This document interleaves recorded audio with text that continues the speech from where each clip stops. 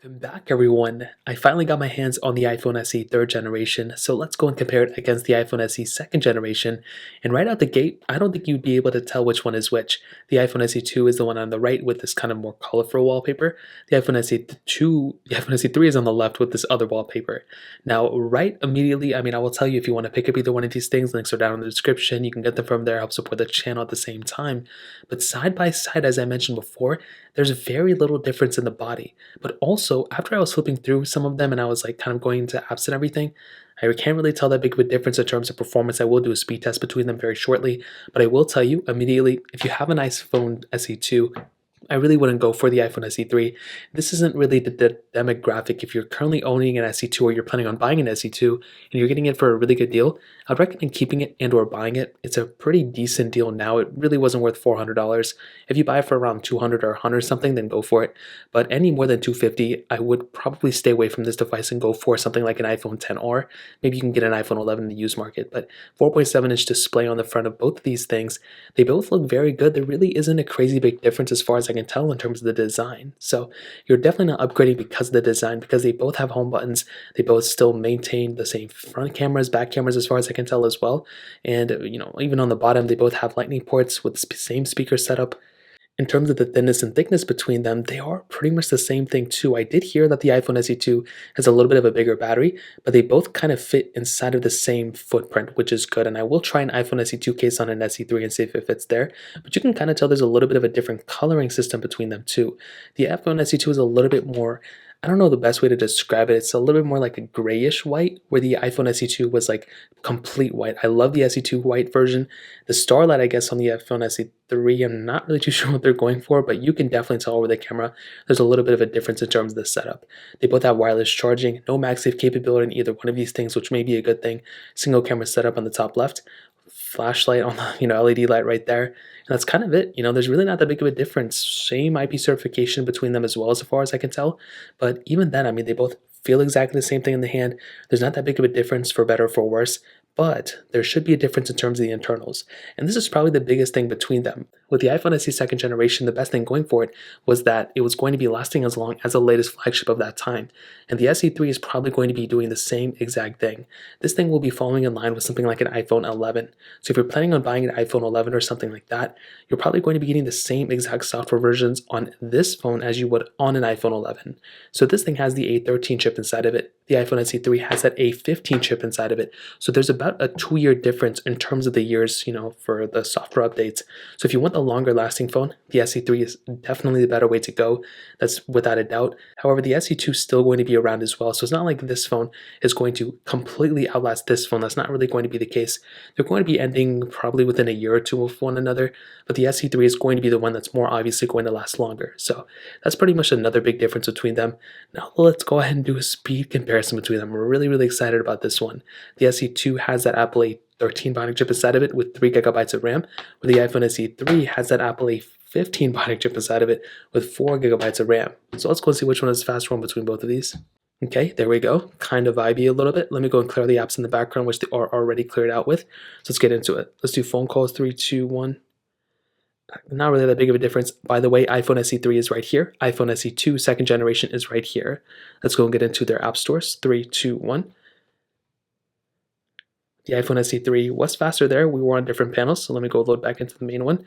Now let's kind of scroll through these pages, and I don't really think there's going to be a difference between these two, and they both kind of say, now I'm going to go ahead and click the home button at the same time, 3, 2, 1. They kind of closed out of it at the same time as well, so not really that ginormous of a difference. Let's do their clocks, 3, 2, 1. Kind of the same thing as well. Cameras, 3, 2, 1. First time setting it up here, so we'll set up later. Let's go and hop out of this one for the time being. Let's go into mail, 3, 2, 1. iPhone SE3 faster there. iPhone SE2 a little bit behind. Let's go and hop out of there. Let's go and get into something like Apple TV, 3, 2, 1.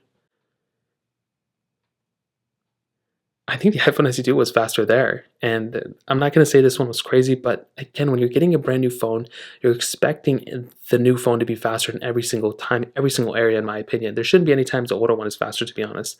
Now let's go and get into some of these third-party applications. Let's do Facebook, 3, 2, 1. And I totally messed that one up, so we'll just load that one up in the background. I think the iPhone SE3 would have been faster. Fruit Ninja, 3, 2, 1. Now, I do also want to state I have loaded these applications on both of them, already, in their lifetime. So I've already opened up all these apps on the iPhone SE3. So all the notifications and stuff should be gone.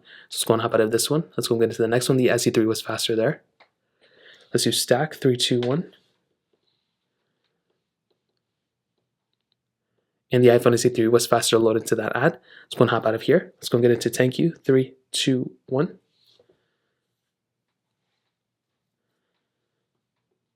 And the SE3 was faster there too. Not like a crazy big difference though. Like if you're just planning on, just the app opening speeds, these phones are going to be fast no matter what. Let's go and hop out of this one. Animation speed closing is pretty much almost exactly the same. Let's go to snake versus blocks, 3, 2, 1. If you're expecting a really massive difference, you're really not going to see it. But if you're coming from something like an iPhone 7 or an iPhone 6s, that's when you're going to be seeing these massive differences for sure in terms of speed. Hopping out of this one, let's go into Netflix, 3, 2, 1. SE3 was faster again. Let's do Quizlet, 3, 2, 1. iPhone SE3 was faster here too. This is a really good sign. Dropbox, 3, 2. I don't even know why I don't have it here. Bofa, which I also don't have. That's very, very weird. Let's go into Quizlet, which I already did. Number 1, 2, 3, 2, 1. I am all over the place in this video. Little pop-up here. I didn't know why that happened. I thought I already closed it out. So even with that pop-up, the iPhone SE3 still loaded past that panel a little bit faster. So that's a really good sign. I'm glad the iPhone SE3 is faster than the iPhone SE2 and definitely loaded that one up faster. Hopping out of this panel, let's do Temple Run 1, 3, 2, 1. Now I typically don't use this application. I'm pretty much at different spots every time I load this game up. And it looks like this one's going to be fine. And you can see again, the iPhone SE3 is faster here. So this is a really good sign as well. Again, I want this phone to be faster. I spend more money on it, so I want it to be good in every single area. Snapchat, 3, 2, 1. SE3 is faster. And let's go and do Twitter, 3, 2, 1. Now I do also want to state, the SE3 has been faster every single time, but I do want to state this is a brand new phone, so I will go and use this phone for a little bit longer, and I will let you guys know in a couple of days how that goes, because when a new phone is brand new, you factory reset it, it's so much faster than what it is after you bog it down with a bunch of apps. So I'll let you guys know in a couple of days how this rocks, but so far the SE3 is definitely faster than the iPhone SE second generation. Now let's go and do a quick little camera comparison in the meantime. Now like I mentioned before, we have a single camera setup on both these phones. They both have 12 megapixel lenses, wide angle lenses. They both can do 4K at 60 on the back and 1080p at 60 on the front. Now with something like the original iPhone SE second generation, I think this was a good camera when it first came out. It definitely wasn't amazing, and it had things like portrait mode, which was nice. You have video mode, obviously, and all these other things, but it's definitely not a crazy amazing camera that you would expect from Apple nowadays. I mean, the iPhone 10 has probably a better, more functional camera than this thing.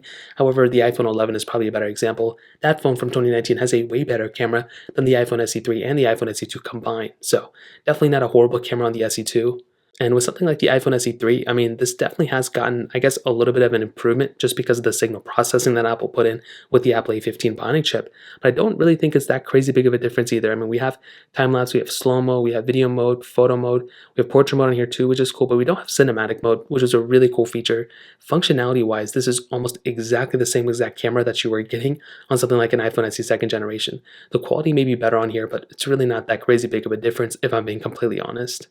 And now that takes us to the end of this video. And to be completely honest, as I mentioned before, I think the iPhone SE3, if you have an iPhone SE2, is a complete waste of money. I would not go from an SE2 to an SE3, and I wouldn't go from many iPhones to an iPhone SE3 anyway.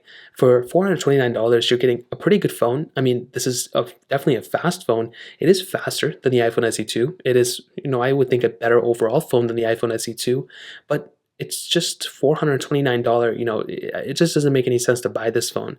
If you're willing to go in the used market or certified refurbished market, or even in the brand new market from Apple, you can pick up an iPhone 11 for $499, $70 more than this thing. And I would probably recommend buying that phone over this one. You're getting better camera, better battery life, still a long-lasting phone on that thing too. So that's probably where I would tell you here. With the iPhone SE second generation, it's pretty much exactly how I thought. This whole entire comparison went exactly as I thought, It really wasn't going to expand on anything the SE2 did. It was just going to be a faster phone, and it's going to last longer and different things like that.